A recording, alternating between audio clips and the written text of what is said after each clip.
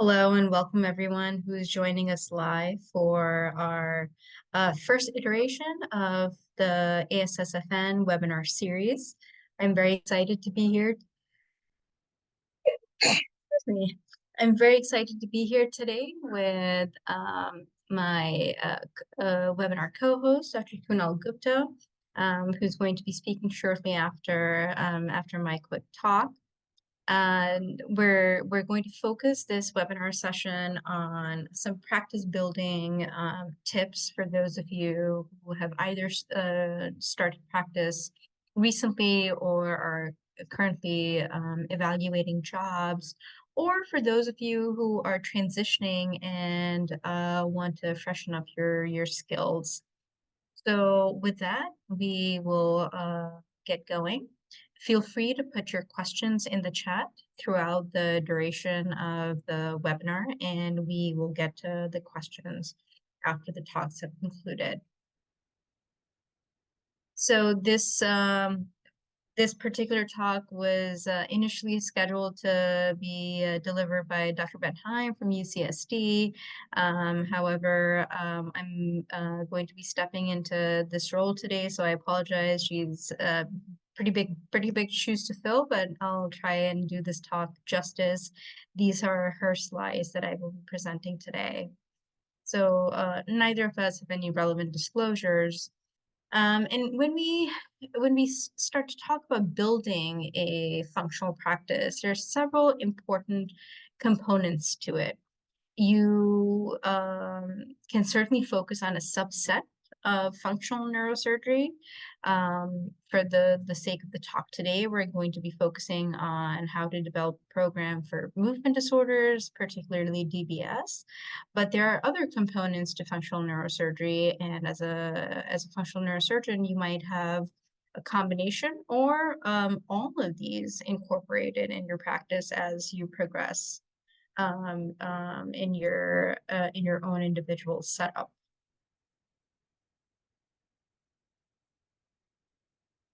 When it comes to assessing what your institution, your current institution, or future employer that you're looking at, because hopefully you're already thinking about these things as you're evaluating your first job or your next job, is looking at that particular market. You know, what is the size of that market? Typically, we have about a population of about 1 million people that one functional neurosurgeon will serve. And think about the impact of that on whether you decide to have a very small subspecialty focus even within functional neurosurgery, because that certainly changes the numbers. And then your employer. Is the hospital willing to pay for a specialist? What does that mean? Well, a specialist needs specialized equipment. They need to have a funnel of patients coming in that can be appropriately evaluated by different services. Particularly, do they have, if we're talking about DBS or movement disorders, do they have a movement disorder neurologist? Is there a whole group? Are they actually fellowship trained, or are these general neurologists who were just kind of told to do this little bit of a practice because there's a small population of patients that they need to serve? And what is the willingness of these key stakeholders in helping you develop a program? Because you certainly cannot do it in a silo by any means. You need buy-in from various different stakeholders, which we'll talk about in just a second. And stuff that we don't consider as much when we're in training or early practice is, who are the competitors? Is there a huge, well-established functional neurosurgery program across the street from you? Could you still develop a functional practice? The short answer is yes, but you'd have to be very strategic in what components you choose to then incorporate into your practice and how you market yourself in that particular environment. So when you're thinking about what building a program means, there are several key stakeholders. You can be the force that brings all of these people together. But I would say, you know, at the center of it all is your patient. Is your patient going to be served well by the team that you're building? And in that process, that integration becomes incredibly important. Are the different specialties that are going to be integral to this team, are they able to communicate with each other, or are you going to have to be the centerpiece that brings all of these pieces together? And I can tell you that if it's a new program that you're building and you're the one coming in with the desire to start a functional neurosurgery program, you're going to be it. You're going to be the center of it all, bringing everybody together, starting a multidisciplinary conference, discussing complex cases, working out an algorithm in your workflow. And do not underestimate the importance that your admin staff, your schedulers, your office managers, your supporting PAs and Ps, even industry partners can play in this. Play well with the referring physicians, you know, work in tandem with your industry partners, so you know where the pockets of patients are and how you can continue to build and grow a particular program. And the referral matrix can be different for different parts of functional neurosurgery. So understanding that is quite important. For movement disorders, DBS or focused ultrasound practice, it's going to be predominantly movement disorder neurologist, either within your system or an outside group that take care of the medical needs of these movement disorder patients, but then send them to you for surgical intervention. And you'll sometimes see general neurologists referring patients who are just too hard to manage. We've all heard the adage of, you know, able, available, and affable. That really does get you what you need to be able to build a robust practice. Now, there are many ways that you can perform a DBS surgical procedure. The main goal is to get to the anatomic target, so make sure that you have good efficacy and minimizing side effect. And then you need to minimize the error. And error, as you understand, can come from several different sources. There can be technical issues, there can be operational issues, mechanical issues. You can interpret planning software and imaging incorrectly. Fusion and merges, if you're not verifying everything specifically, can be off. There can be brain shift, lead migration, and of course, human error. You're not, you know, you're just as fallible, but then there are several team members that allow for minor errors to occur throughout the process. And if you're not manning all of that, it can have a snowball effect pretty quickly. So multiple ways of doing surgery, you know, you start to think about, now that you finally have the patients, how are you going to do the procedure? What targeting software are you going to use? There are several out there. Some are standalone, some come in with the type of method of stereotaxy that you use. Are you somebody who's going to use a fixed head frame like a CRW or Lexel, Starfix, NextFrame? Are you able to incorporate robotics?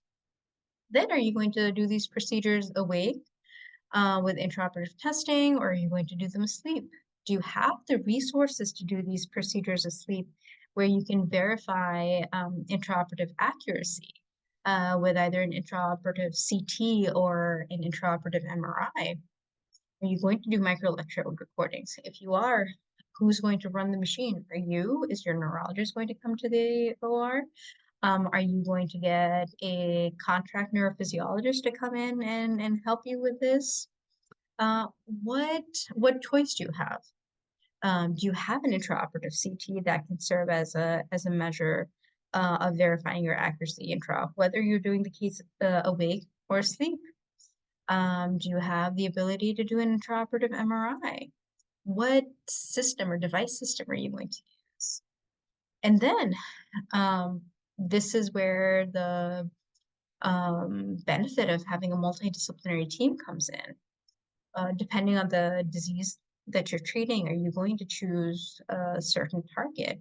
Are most of us, discuss not just the patient's diagnosis, we discuss the rationale for the target, we discuss the rationale for doing the case awake versus asleep, whether microelectrode recordings are going to be useful or not. But it is very important to come to this decision together because we do need to be mindful that, yes, we're the ones placing the leads, but it's our neurology partners who are going to do the lion's share or all of the programming. So we do need to make sure that they feel comfortable with the target choice as well. So, stereotactic planning is a very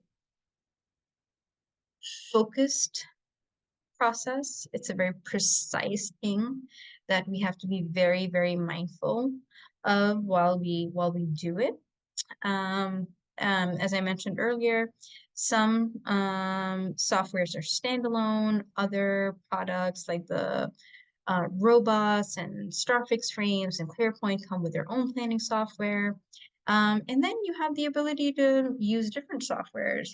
There are physicians who will, let's say, plan on a certain standalone software and then export that plan to their modality of choice. So there's multiple ways of doing this. What you do want to focus on is you want to make sure that you're getting good quality scans, that software is then able to normalize for you. It has the capability of an overlapping good anatomical atlas. Some softwares have built-in physiological atlases that are also very helpful when it comes to planning. And then there are other softwares, and a lot of softwares, as they continue to improve, will allow you to actually see how not just a lead, but the lead that you are specifically using, depending on the company and the design of the lead that you're utilizing, is landing in that particular nucleus. So you know exactly which contacts are going to be too deep, right in the sweet spot, which contacts might have some spread and cause side effects, all of which becomes incredibly important. So auto segmentation, 3D modeling, physiologic mapping, and atlases are all exceptional tools that you should certainly look to incorporate into your practice.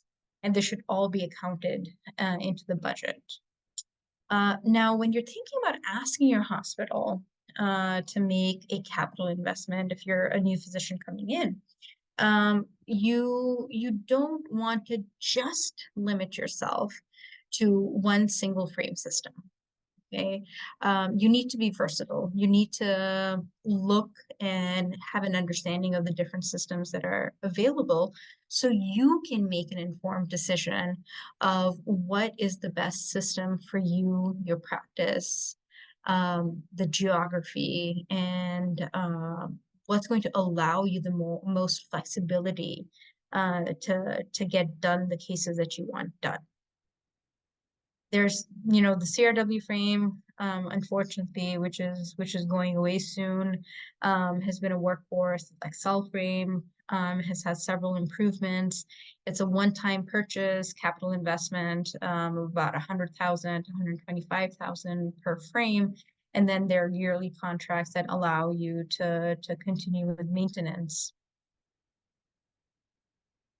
Then there are the frameless systems, which can be mounted on top of the patient, but allow for a lot of patient positioning and head flexibility. And these can be quite effective if you don't want to make a big investment in a frame up front, because you can pay per use for these frames. And then as your volume builds up, you can enter into different contracts where you get a yearly rate or you get a reduced rate per frame. But these have several advantages. You know, you can reduce the cost because the system is on a per use basis. So your hospital feels a little bit more relaxed, not making that investment upfront. You used to reduce OR time because planning is done in advance. And once the patient actually gets into the room on the day of surgery, you can just hit go and get going. There's increased patient comfort in the operating room, which is a good, sexy way to market your program, especially if you have competition in the area, which are using the more traditional methods. The accuracy of all of these frames has been tested and continues to be very good. There are multiple publications on how these are comparable to the various gold standards. Robotics, I think most good functional programs have a robot of one type of another. For especially if you're a high volume epilepsy center, but you can also use these for DBS for movement disorders. The two main ones in the market right now have very good accuracy data that's come out from various different centers, ranging anywhere from 0.8 to 0.3 millimeters of error, everything below 1 millimeter. And even though they're used mostly for SEG, they can be used for any type of stereotaxy. But the initial price ticket on it is quite huge.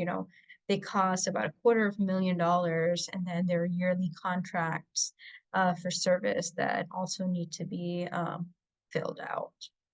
But the amount of the initial upfront investment can, especially if your program builds up in your high volume center, can be a dramatic offset. So a robot like this in a high volume center would pay for itself pretty quickly. Just some trends in how the quote unquote standard or gold standard, the Lexel and the CRW frame, has sort of declined as newer technology like robotics, smart frames, StarFix has come into the market, particularly as it comes to the ease of planning, patient comfort, and reduced OR time. Microelectrode recording systems have continued to advance, and you might want to consider, if you're going to be doing these cases with MER either for clinical or research use, to invest in something like this. Depending on the version that you're buying and how much of the components you're buying versus leasing, it can be anywhere from $100,000 to $200,000. To $300,000 actually. Similarly, technology like an intraoperative CT scanner or an intraoperative MRI will allow you to do a lot of cases asleep, where you can very precisely map your intraoperative accuracy, but once again, comes in with a capital investment. A lot of times, if you don't have an inbuilt intraoperative CT, you can utilize the ORM. It's being used commonly in centers. Our spine colleagues use it all the time. So a relationship can be established, and understanding can be reached with the spine group on days that you are going to be doing DBS surgery, if they're willing to share the OR with you on those days. Intraoperative MRI environments are a much bigger investment, specifically when it comes to DBS procedures. But once again, a lot of your oncology colleagues are probably using intraoperative MRIs. So developing an understanding with them on how best to share this resource can be quite helpful. The precision with these technologies is excellent. When you're doing away cases, a lot of times you're completely, because MER recordings can also be variable, so you're solely relying on anatomic accuracy. And this can be a very, very good tool to be able to assess that with reported error rates of less than 0.5 millimeter for a lot of these cases. The workflow can be very different depending on what your setup is. Some folks will utilize a diagnostic MRI for this purpose as well. You can see from people squatting in various positions, etc. It's not the most comfortable. It's always a struggle with radiology to be able to get that. The tools that you can use in an intraop scanner are also very limited, making this procedure more challenging and painful than it needs to be. But it's a good place to start if that's what you're interested in doing. But if you can get a built-in intraoperative MRI system, that's always the best. There can be many ways to utilize this. You can perform the whole surgery in the operating room and go into the MRI as a final confirmation, or you can or you can do the entire surgery and insert the whole system within the confines of a scanner. It just depends on what your workflow needs to be.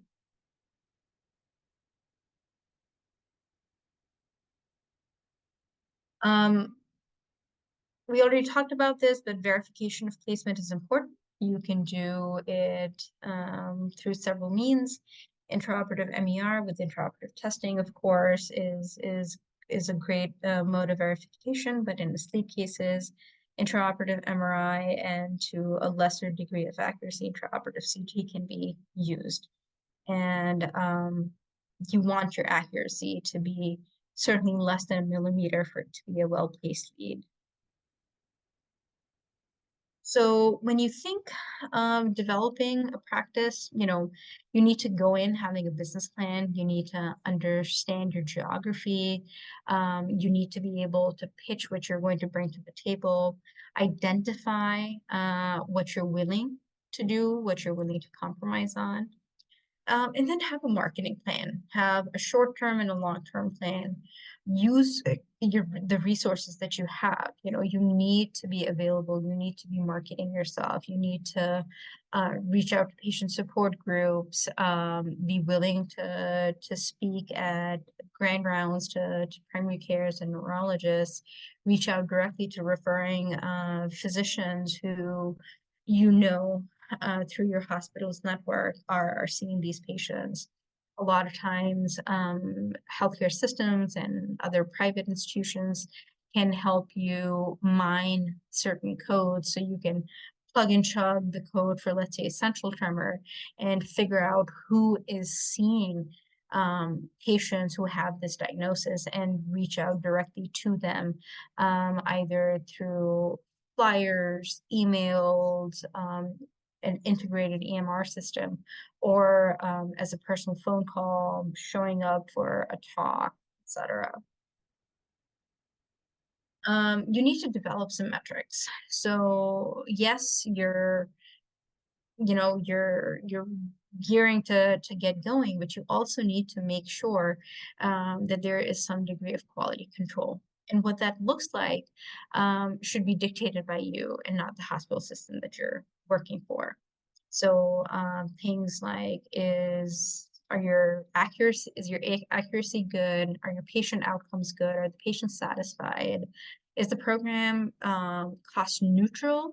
Or is it hopefully with a good payer mix able to make some money? And then personally for you, what are your personal goals? Has the program grown to where you wanted it to grow to? Do you have enough of a multidisciplinary team to help you do what you envisioned you would be doing in this frame of time? How many cases are you doing? How many new patients are you seeing? How many RVUs are these certain cases generating? You need to also be able to reassess and revise your plans based on this data that you get. So if you're not meeting certain metrics, you need to take a step back and pivot and figure out where you might be going wrong. And some low-hanging fruit is, looking at the financial feasibility, looking at your billing. A lot of times, new physicians really don't pay attention to this, or they farm it out to the generic billing and coding department, who, particularly if this is a new program and they're not used to billing and coding for these procedures, will almost always bungle it up. So there needs to be some oversight to this process. Treat your referring docs like royalty. You need, there's, actual data to suggest that about 7 points of contact per year is what it takes for a referring doc to continue to referring to you and to your healthcare system. And again, once again, this can be changed by geography, but you need about 8 large referral sources to start and then continue to grow a practice. You need to continue to assess and continue to improve upon your patient outcomes. And don't give up. Starting practice is hard. There are many, many times when you feel defeated and deflated. Take that defeat in, process it, think about it, talk to your peers, your mentors, your program about it, and figure out how to pivot. So we'll conclude by saying that there's a multitude of ways to perform DBS surgery. You need to be mindful of the technology that you choose, the surgical techniques you employ, the hardware and device manufacturers that you use, but don't be rigid. Be willing to pivot and get creative when you hit certain roadblocks, because the ultimate goal is to indeed develop a successful practice. So with that, I will stop sharing. I will make Dr. Gupta a host now. And while he's bringing his talk up and sharing his screen, we'll look at some questions. Or actually, why don't we save questions for the end, and we'll let Dr. Gupta proceed. And I'll try to address some of these questions in the chat. Thank you very much, Rashna. That was terrific. So my name is Kunal Gupta. I'm a functional neurosurgeon at the Medical College of Wisconsin, Milwaukee. My subspecialty practice is in movement disorders and epilepsy. There's a strong research component to my practice as well. And I'm delighted to talk to you today about building a functional neurosurgery practice. My talk will be complementary to Dr. Ali's talk. It will provide more of sort of an overview of sort of what I consider to be the important aspects of building a functional faculty practice for at least the first couple of years. I believe this is extremely important, and it's an extremely salient sort of direction that the society is moving in. My old residency director told me that the first 2 years of faculty practice are the hardest 2 of your career. So it's an important thing to think about and consider. I have no relevant disclosures. And these are the learning objectives that I hope we'll address overall across this session, is to develop awareness of multiple facets of faculty practice, and that is really more than just sort of operating clinic. Understanding professional considerations when building your team and your network, and identifying the tools and skills that allow for the growth of a successful practice.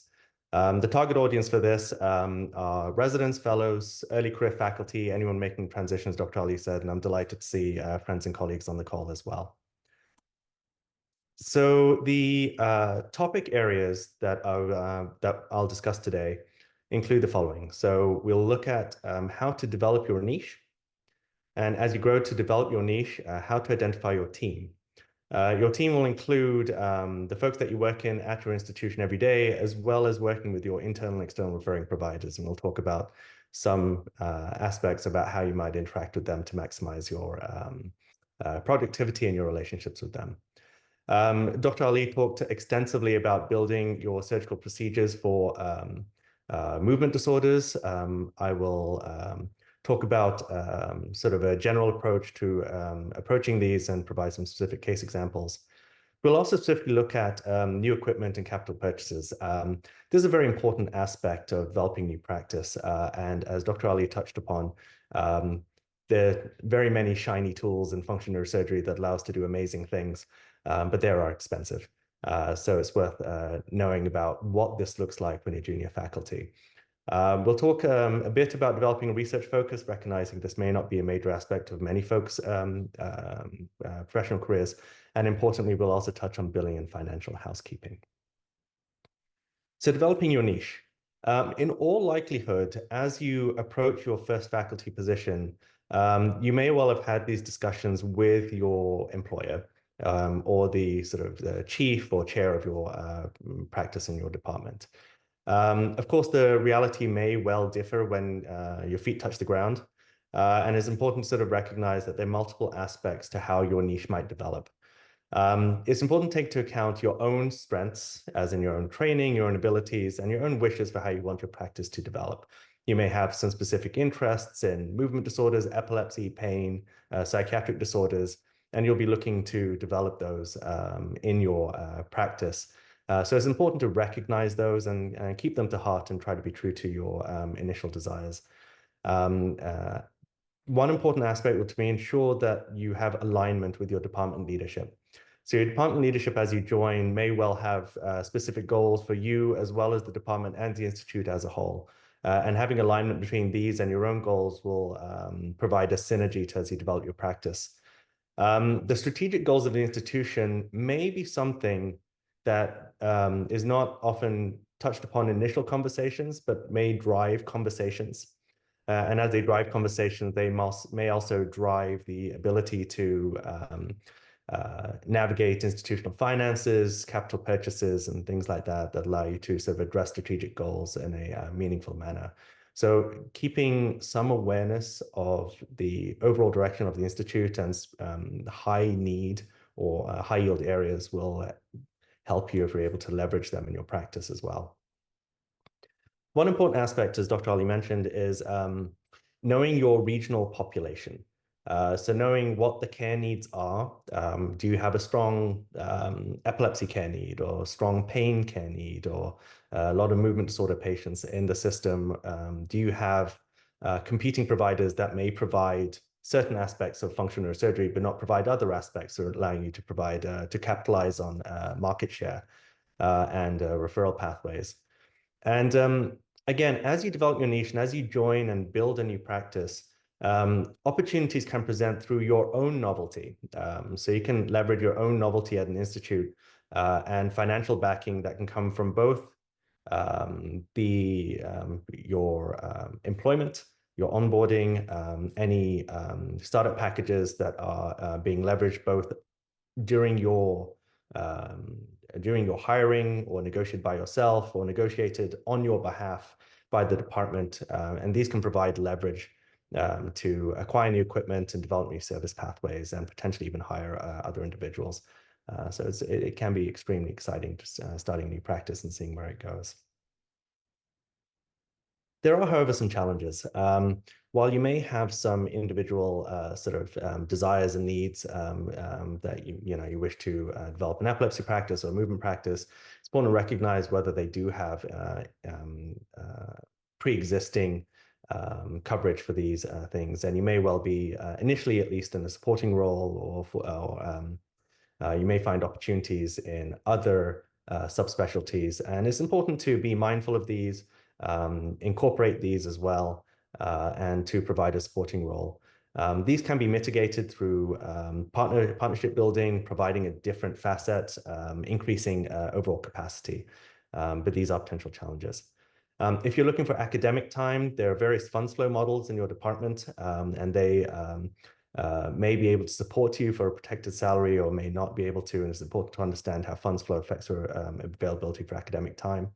And similarly, academic infrastructure as well will be important. If you want to run clinical trials, it's important to have a robust clinical trials unit. If you're looking to do animal or clinical research, having collaborators and facilities to do that will be important as well.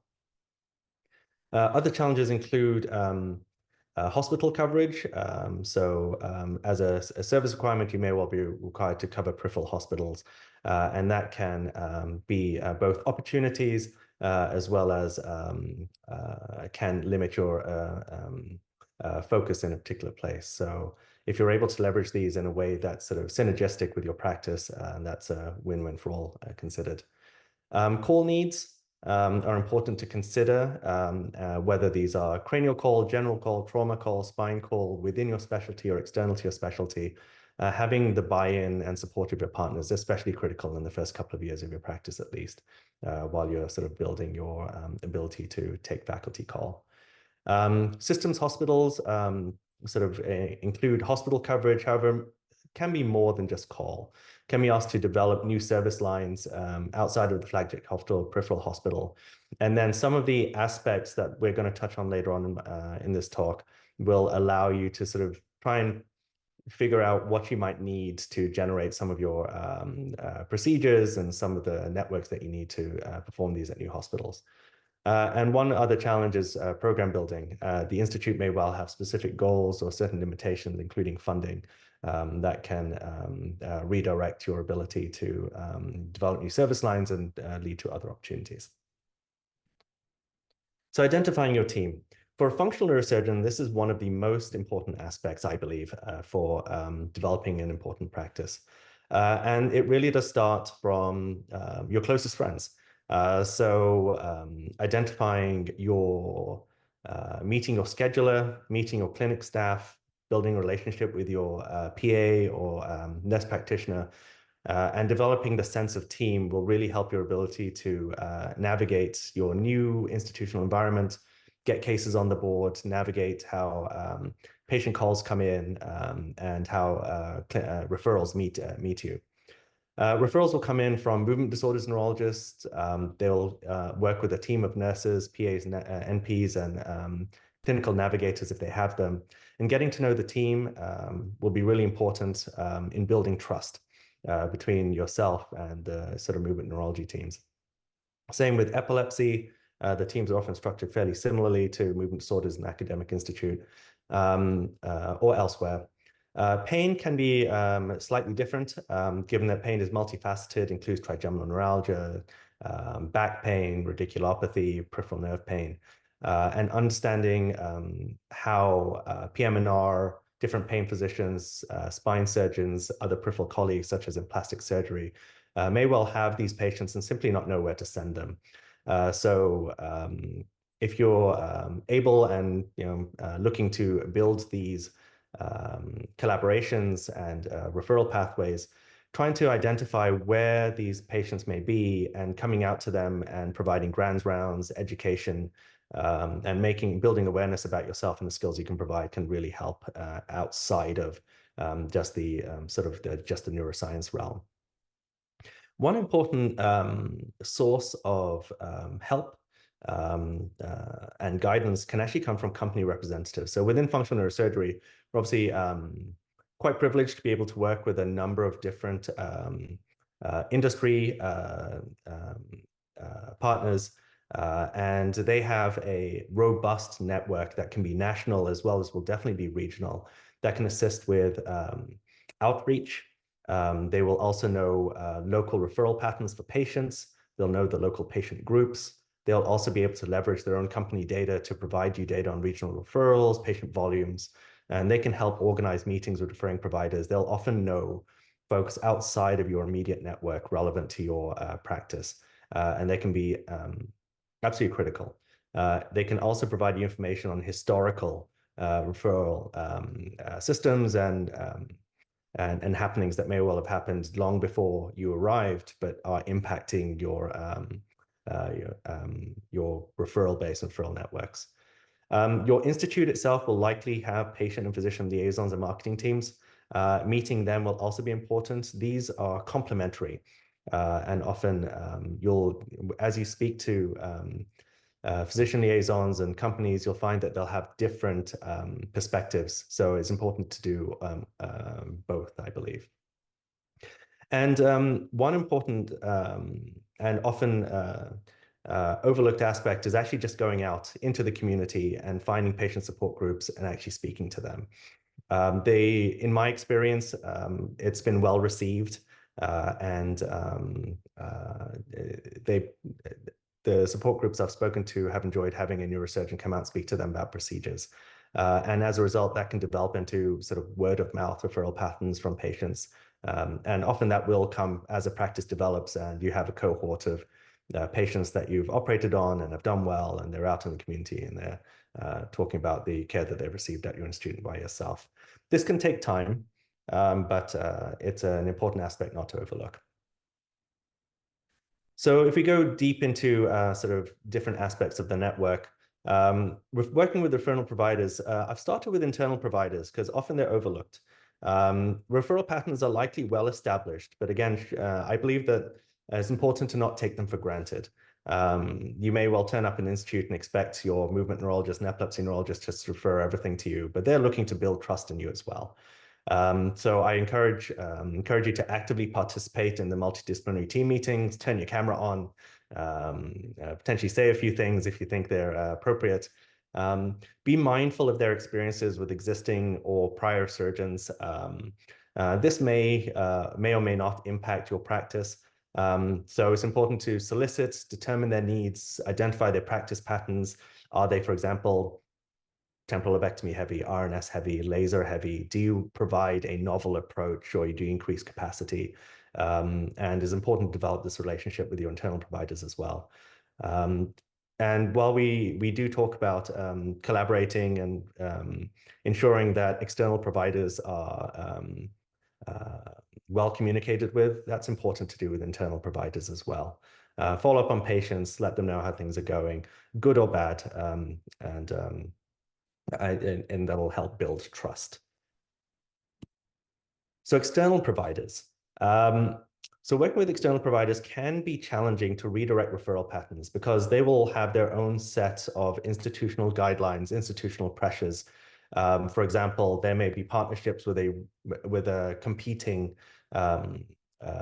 institute or healthcare network that may necessitate they may have to keep patients in-house or within care systems. So it's important to recognize that as well. One important thing is to get out of your own office and go meet them in their offices. There's a lot to be said for simply getting in the car, driving down to meet them, arranging these ahead of time. And these can be done either by your own physician liaison. These can be done through company representatives. This can be done through simply cold calling and having teams connect. And this can be quite disparate. This can be 2-3 hours away, and it can take a whole day. But it's part of the experience. I've always enjoyed these. Physician liaisons, as we talked about, can be helpful, as can your neurology colleagues. With external providers, they may well have a specific care need. They may also have specific limitations to what they want. So for example, if you're doing DBS, they may well not have experience with all the providers and may specifically want one provider, one company hardware. So it's important to identify their specific care needs and offer the solution that they want if you want to try and build a referral network. Close follow-up between your team and theirs is vital for continuity. And as Dr. Ali mentioned, having multiple points of contact every year will be really important. These can be in the form of educational opportunities, creating meetings, talks, or seminars, inviting external providers to multidisciplinary team meetings can be helpful. And again, patient group meetings can be an invaluable referral source. So I'd consider them an external provider as well. So as you build your surgical procedures, as Dr. Ali mentioned, there are a lot of different tools, and they're quite expensive. When you first arrive, your institution may well have quite some of these tools that you need. But even though they have them, it's important to have some. I have found that having some humility about our procedures, as they're often quite obscure in the context of general neurosurgery, and they have a time and technological demand on the institution and the staff. So approaching these with some humility can be helpful, especially as you're new, because the procedures can be intimidating for the OR support staff. It's like, how do they assemble a frame? What's the workflow for ClearPoint? Who's going to run the microelectrode recording machine? One thing that I've found to be successful is writing and sharing operating protocols, just simply step A, step B, step C, with OR staff and anesthesiology as well. Meeting your OR charge and dry running a procedure before a first case can also help alleviate any jitters about new faculty starting in a complex procedure, and can be invaluable for building trust and for you to understand some limitations for procedures or things that are missing from the kit that you may not anticipate before the day. One advice I was given in my own training was, as you transition to a new environment, is to consider leveraging local strengths and equipment. For example, if you train on, I trained on a CRW frame and then transitioned to practice with Lexel frame. It can be challenging to convince an institute to buy a second frame. So it may well require some retraining on your own part. I'm sure many people have different opinions on this, but this was one viewpoint that I was given that has served me well. And importantly, if you are considering retraining certain aspects, leverage colleagues, leverage mentors, and even company reps can facilitate exposure to modified workflows. For example, if you train with ClearPoint in an interventional MRI and you transition to a place with an intraoperative MRI, oftentimes the representatives can identify where another site that may well have your exact machine talk through your workflow and then provide you the appropriate exposure with the modified workflow and opportunity to speak with colleagues you may not know immediately. So these are all things that I've leveraged as I've built my surgical procedures. So capital purchases. It's on point that the wrecking ball to this piggy bank is the COVID virus, because unfortunately there is the impact of COVID and the coronavirus and the pandemic and all the associated healthcare needs have placed a long-standing burden on our institutes. And these have resulted in limitations, capital finances, strategic development funds, may be more accessible or may even be just depleted by COVID. Nonetheless, growth is, of course, an institutional mandate and will be part of their strategic goal. But the same will impact multiple facets, not just functional neurosurgery, not just neurosurgery, but also multiple service lines in your institute. So as you look to acquire new capital equipment, the financial case has to be built. These things include knowing what the equipment cost is, knowing what an ongoing service agreement looks like and costs, factoring in construction needs. And again, you need to try and understand how this will be paid for. And this includes understanding case volumes, understanding insurance reimbursement, competition from neighboring institutes, as well as your own internal case cannibalization. For example, if you had cases that were, for example, going for, say you had to transition from craniotomy for grid through craniotomy for stereo EEG, they may well have a stockpile of grids that will then have to be the financial cost for that will have to be cannibalized in your transition to SEEG. So it's important to obtain and understand financial projections, and these will become apparent as you move along in the process. And successful and unsuccessful projects, whether related or not, may well affect your credibility for new assets, and that's an important thing to be aware. So as you do go through the process, I have found some benefit in being patient and mindful as you interact with some fairly senior members in the institution as you build the financial case for a new device. It's important to secure support from key stakeholders, and a lot of these may not be people that you meet day to day. They may well be in infrastructure, they may be service line leads, financial leads, and they may well be outside of neurosurgery as well. For example, a ClearPoint device may require, or focused ultrasound may well require radiology enthusiasm for utilization of one of their MRI suites to apply these new technologies, for example. And as you build your career, if you're able to build your credibility as a steward for these sort of financial assets that are brought on by an institution, and this can be done in a number of different ways, successfully applying case volumes, strategic planning that involves both case case performance, as well as generating referral pathways and new service lines, and successful implementation of other projects may well improve your credibility and improve your financial backing as a result.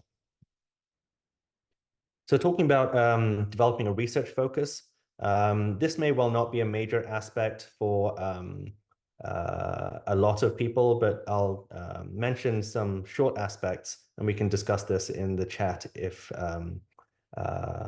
this is relevant. But for K awards require 50% research time. So this is a significant undertaking. So if K awards are in your future, this is something to consider about. There are some limitations on what the protected research time should look like, but recognize that these come with academic responsibility, and we can revisit this in the chat if needed.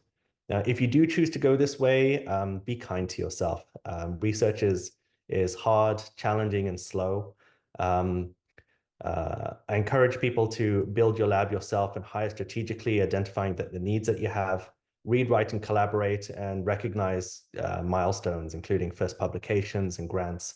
One important aspect is that if you are going the research route and you're looking to take on graduate students, oftentimes you'll need a secondary appointment in a degree granting institution at your department at your institution.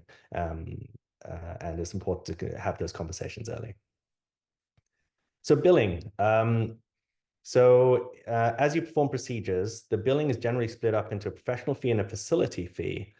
The procedures that you perform will be paid for by a number of different payers. And as Dr. Ali mentioned, understanding your payer mix can be important. And these include Medicare, Medicaid, private pay, and a variety of other different pay methods.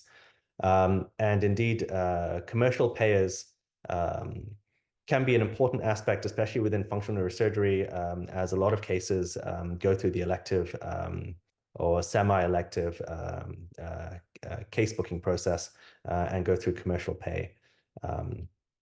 So understanding your payer mix can be extremely important. The reason to get to know your payer mix is that this can affect your ability to onboard new equipment. For example, if you're looking to generate focus ultrasound, it's important to understand whether the codes generated by focus ultrasound are covered by your local commercial payer mix. It's also important to understand the payer mix if your salary is dependent on collections, which is simply a reality of the financial aspects of faculty practice. Work RVUs in functional neurosurgery often don't capture work burden, and the value to the institute is offset by the technical fees, as well as the hardware and all the other folks that are involved in caring for our patients and all the billing generated. It's important to be mindful of your resource utilization, and if you're able to make your procedures, as Dr. Ali mentioned, cost neutral to cost positive, that can also demonstrate responsible financial stewardship and improve your access to resources. And in this vein, accurate coding and documentation are extremely important for reimbursement for the institute. So getting some advice on these and trying to understand these will be really important as you build your practice. So so far, so this comes to the end of my talk. We've talked about how to develop your niche, identifying your team, working with internal and external referring providers, approaches for building your surgical procedures and looking at capital purchases, as well as developing a research focus and an overview of billing and financial housekeeping. So I'd like to thank you for your attention, and we'll go to the Q&A. Thanks so much, Dr. Gupta. This was very, very helpful. You know, I loved listening to a slightly different version of this at the annual meeting, at the ASSFN annual meeting, and I'm glad we were able to gain some more insight into how you've gone over and build this wonderful practice. So while we wait for some questions to come into the chat relevant to this topic in the next couple of minutes, do you want to talk a little bit about what personally your biggest pain point was as you went about establishing a program that you really hadn't foreseen as being an issue, or as big of an issue as it turned out to be? Okay. Something that kind of hit you out of left field. I think one thing I was surprised at is understanding external referrals. Internal referrals are something that you do take for granted and shouldn't take for granted. I found that external referral pathways were hard to change.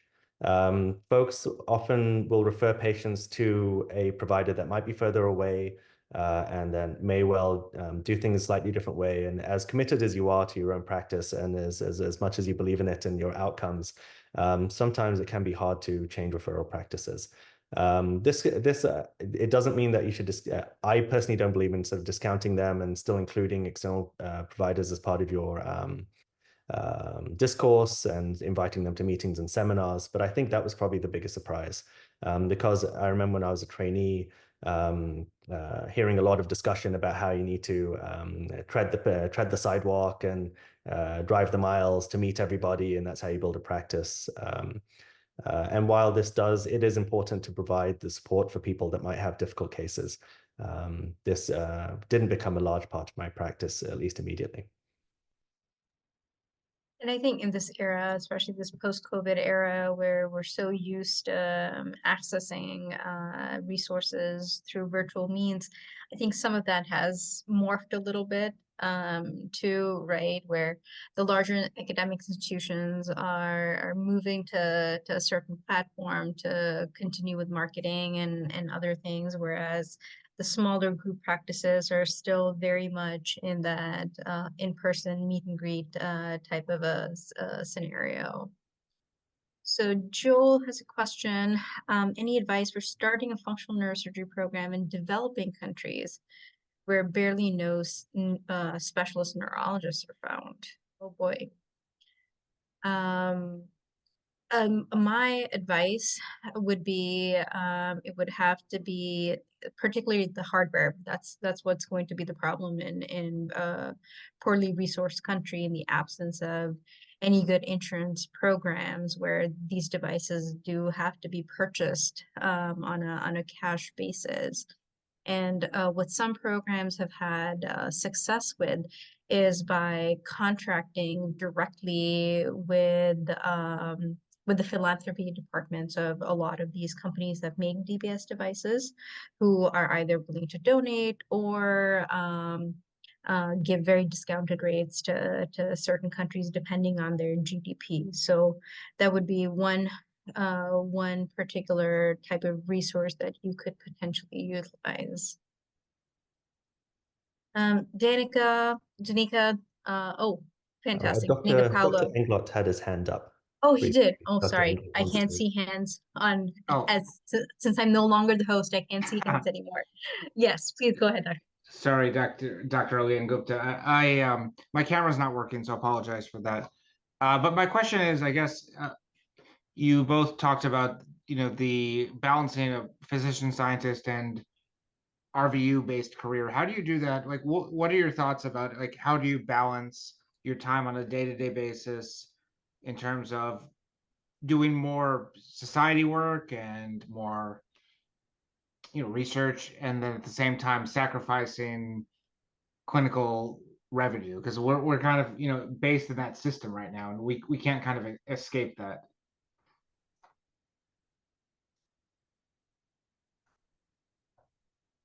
So I would say yeah, there has to be buy-in from the institution and the department when they're hiring you. It's no big mystery that we are never going to generate the same number of RVUs as our spine colleagues or vascular colleagues. So the hiring of a new functional neurosurgeon with the ask of developing a program that performs a specific service to the community that they are serving needs to be a very clear, intentional understanding, and that needs to be built into the compensation model, in my opinion. I know a lot of newer physicians who are going in really don't have that negotiating power, but that has to be worked into what the negotiations for that contract look like. If the goal is for them to hire somebody who's going to produce 15,000 RVUs, it's not going to be you, and that's not the right practice for you, in my opinion. And then Dr. Gupta, you want to chime in a little bit, especially after your recent transition and some lessons learned and how you negotiated that for yourself? Yeah, absolutely. So obviously, Dr. Englot has a lot of experience, as does Dr. Ali, in service and our national communities and sort of academic exploits as well. So this is sort of my own experiences. When you coming out of fellowship is a challenging time.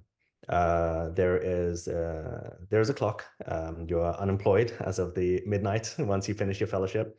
That you may well have limited understanding, and as again, understanding is not finite, and it continues as you carry on your career, still learning every day.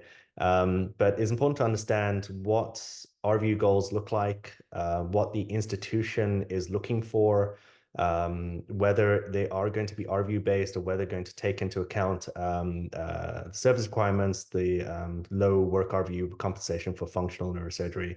And I think the key word that I sort of hinged on from Dr. Ali was intentional. The acquisition of functional neurosurgery needs to be intentional, and recognizing what the functional neurosurgeon brings. You bring the ability to have a level 4 epilepsy center, Parkinson's Center of Excellence. You can often bring surgical cases back in-house if they're referring patients out. There are a lot of professional benefits to the institution from hardware implants, and as well as active research programs, as well as sort of growth. Is one of the fastest growing areas in neurosurgery at the moment. So it's important to recognize what you bring with the limitations as well.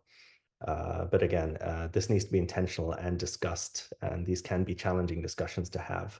But having them early, I think, would be prudent, and having buy-in of your institution, you'll be able to feel it when you have it, I believe. Dr. Englot, what were your thoughts on that? It's a hard question. I think about it myself, so I appreciate your perspective. Again, sorry about my camera, but those are great perspectives. I think I agree. You have to have a balance between the reality of that we don't bring in the dollars, and dollars don't come out of nowhere. So you have to be at an institution that understands the balance of the academic mission versus the clinical revenue. But then you also have to have, to be quite honest, spine colleagues and colleagues that are going to bring in the revenue that also share that mission and are willing to work at an institution where they probably make a bit less than they would in private practice to be part of that mission, because dollars equal dollars, and you have to make it all work. And so I think it's really important. And I think the reason I bring it up is I think when functional neurosurgeon trainees or junior faculty are looking for a job, I think it's important to get a sense of what the mission of your employer is, and if they're willing to strike that balance, or if their ultimate goal is just the bottom line dollar. Because as functional neurosurgeons, we bring the science, we bring pretty good dollars, but we don't bring top dollar. So thanks for both of you for awesome talks and your perspectives. We have a hand from Ben Carroll and a number of questions in the chat. Hey, y'all, thanks again for these talks. Enjoyed them both tonight and back at the conference in June. I come from a chronically underserved area from a functional neurosurgery standpoint, and am looking at some academic jobs, but also some private practice jobs back home. And I mean, most of the private practice folks are just looking for somebody to cover call and bottom lines, as you've talked about. And the question piggybacks, I think, on a lot of the things that have already been discussed, which is I would probably be covering some spine call as well, some general neurosurgery call, which I'm excited to do. Don't hate me, but I don't quite want to give up spine completely. Just how do you convince an administration that what we do from a functional side is worth investing in? Does the appeal to service to a community, providing something not just that brings in business, but providing something that is needed for a community? What is your experience with how well that goes over? Are most people just looking for, can you cover your cost? Can you bring in dollars? Can you provide, you could bring in a bunch of ancillary, CTs, MRIs, all these sorts of things. How do you best appeal to a private practice hospital to say this is worth you doing? I can sort of mention, so being willing to take on a spine practice individually, I think, is a terrific thing, because as sort of senior colleagues have told me, like when you get to institutional or sort of division leadership level, they would prefer to have a procedure that is done frequently that bills better than a procedure that's done infrequently that bills better. So if that involves doing a number of spine cases that can help to provide you a baseline to allow you to do some of these more complex procedures on top, then that actually provides you a lot of buy-in. So that should be something that hopefully would be something that would be appealing to your division leadership to do it. So in that case, then how and when do they give you the time and the resources to do it?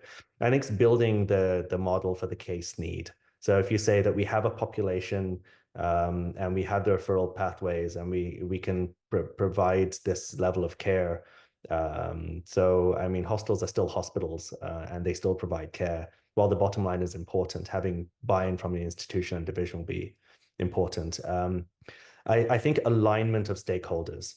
Just having a neurosurgeon that says, I want to do DBS, I think doesn't necessarily help you. If you say, I know how to do DBS, I have 2 new movement neurologists from the outside who are willing to refer patients in, and we can provide this care need. And I anticipate based on this market, that market share will grow. And by the way, this is the financial line. This is what I anticipate it'll do to my work RVUs. And, identifying pro fee or technical fee information can be challenging. But oftentimes, if you approach a new service line like that, they'll probably fill in the back end from hopefully from their end, but having division leadership or institutional leadership on your side as well as you build the case would probably potentially be helpful. Dr. Ali. Yeah, the only thing I would add to that is, they'll let you do what you want to do as long as you're doing it efficiently and it's not cutting into your spine practice, because if that's the reason they hired you, and then it was like, oh, and by the way, I'm also functional trained and I also want to do all of these cases. It has to be a balance. So when you're in a mixed practice, which a lot of us, I mean, I was in one before I joined my current group. A lot of us have been in that position in the past or currently. You just have to make sure that the stuff that really generates the dollars, you have enough time to do it, and the stuff that you're passionate about or is intellectually stimulating, you're good at it. Your DBS cases aren't taking, 6 hours and tying up the OR for that entire day. Your outcomes are good. Your complication rates remain low. And you've got a good neurology partner who can then offload some of that, pre-op planning and do it either together with you or take the lead on it, and then take ownership of the post-op programming portion for you as well. So it doesn't become an overwhelming thing for you to manage, because that's where I've seen where interest slowly dwindles in something that unfortunately takes up a lot of time and effort and thought, but without big, huge spine type returns on paper. Those are both helpful comments. Thank you. Of course. So with that, we're about 10 minutes over time. So we will go ahead and conclude this webinar. Thank you for everyone who joined. And we will be sending out communication about the next webinar pretty soon. We anticipate this to be a quarterly occurrence. Thank you very much.